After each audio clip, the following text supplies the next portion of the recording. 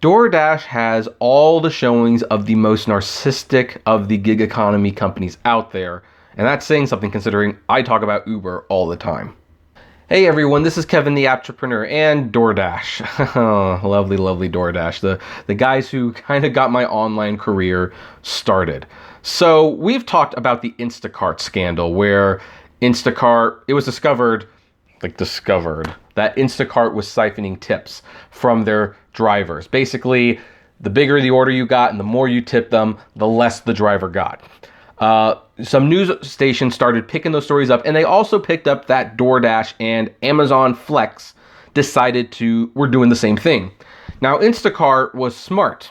They realized that this was not a publicity battle they could win, and they said, sorry that there was a misunderstanding. We intended it for be this way. It didn't quite work out, but we are changing course, and we're even going to be refunding some of those tips. Now, I think they're lying, of course, about their intentions behind it. I think their intentions are exactly what it looks like. But they were smart enough to realize that they can't win this battle. Especially in an age of Fight for 15, and especially, even though this hadn't happened yet, the college scandal where you found out that rich parents were bribing coaches and stuff to let their kids attend the university, and therefore taking the spot of potentially more qualified students who really wanted to be there but couldn't because they didn't have rich parents who offered a bribe. Well, there's a reason that Instacart did a solid by getting out. And when they got out of that controversy, the next thing that was asked was, well, when's DoorDash and Amazon going to step up? And if I were these companies, I'd step up. I would get rid of these insane tipping policies because it will not end well for you.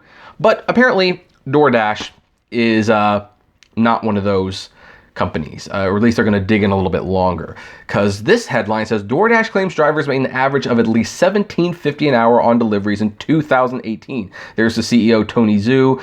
I've tried to talk to him many times. I've talked to many higher ups at DoorDash, never him, but he definitely seems like an out-of-touch narcissist loser, in my opinion. That is an opinion, that's not a fact. Maybe he's a nice guy, I don't know. So anyway, it talks about how DoorDash has been under fire for lack of paying the drivers. But in an email obtained by TechCrunch, DoorDash said drivers received an average of $17.50 or more per hour on deliveries in 2018. That figure, of course, does not take into account cost of mileage, payroll taxes for 1099 independent contractors, and other expenses. Sage Wilson, an organizer at nonprofit labor group Working Washington, explains to TechCrunch how that $17.50 per hour figure works out to less than $6 per hour. Not including tips, cost of expenses, and taxes, that figure, he said, is based on our review of actual weekly pay data from DoorDash drivers and an estimate that about 30% of that total income comes from tips. DoorDash currently offsets the amount it pays drivers with customer tip. DoorDash, well, we've talked about how much, how DoorDash subsidizes, and I'll link to this article below if you want to read the whole thing.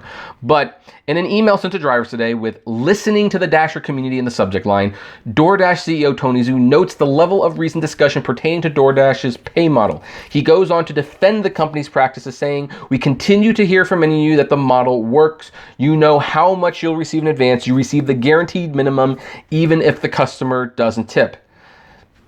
Yeah, well, I mean, that being upfront with the pricing thing, you kind of need to do that anyway. That's actually one of the definitions of being an independent contractor. You know how much you're going to make beforehand, which Uber and Lyft definitely fail in that regard.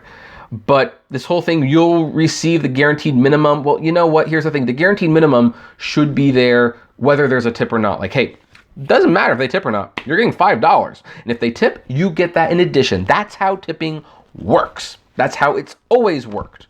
But apparently not to Tony Zhu, which is, I kind of expect that from a, Silicon Valley narcissist loser, but, whatever. He does add, however, but we've also heard from some who express confusion about how pay is calculated and what happens with tips. In the coming weeks, DoorDash said it will launch surveys and organize roundtables for drivers to share their thoughts and concerns. In the email, DoorDash provides a link for drivers assigned to be included. From there, Zhu said, DoorDash will look over the feedback, report what it has learned, and what changes we plan to make in response. Now, here's the tricky thing. Maybe this is an indication that DoorDash is going to change the tipping thing, because they kind of suggest that changes are coming. They will read the feedback, and they don't need you to send your feedback right away. They are very well aware of what you don't like about this. But they don't want to look like they have egg in their face. Because here's the other thing about the Instacart CEO. It does not look good to potential investors to see your CEO caving so publicly and so soon to a problem for your workers. I mean, they're your workers. You don't bow to them. And if you're going to do it, you make it seem like it was your thing to do, that you decided to do it. So it's very possible DoorDash does this little round table thing, and they get the surveys. They probably don't even read them. And then they make the announcement that they're changing the tipping structure. After listening carefully, because, hey, we're partners. We're all in this together. That's what I think.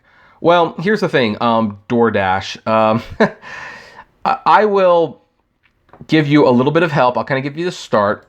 Granted, I am not the biggest UberTuber or even YouTuber or anything on the internet.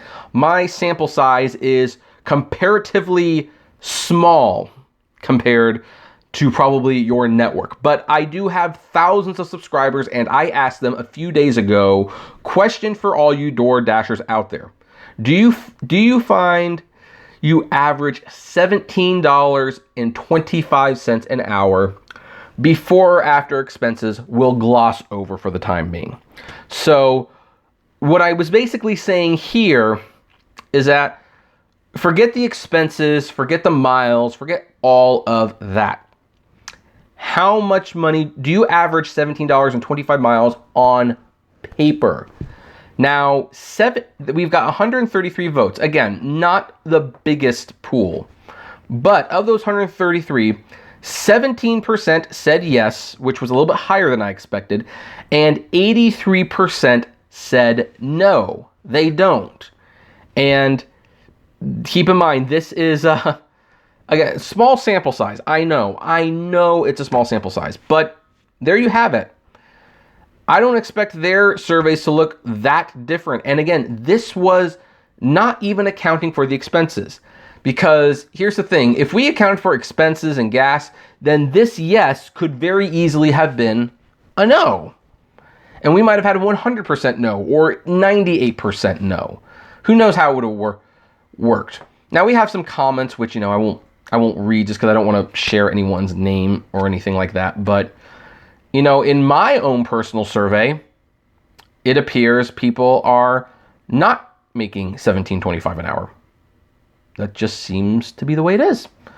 So I don't know where, Tony Zhu is figuring out that their drivers make an average of at least $17.50 an hour on deliveries in 2018. My audience says something else. I'm sure other audiences for other channels might have very similar results. I could be wrong. Again, I'm just doing my personal survey because what else am I going to do? It's my channel. I have to ask my viewers. I know a lot of them drive for DoorDash and Postmates and Caviar. Caviar is especially a favorite, and they said no. So, like I said, because of the wording of it down here, that DoorDash will look over feedback, report what it has learned, and what changes we plan to make in response. That could be their way of saying that they will backtrack on this, but they don't want to have egg on their face. They want to make it seem like it's their idea, that it was a collaborative effort between the company and the drivers, and that everything is simpatico. I think that's the term. And, everything's cool.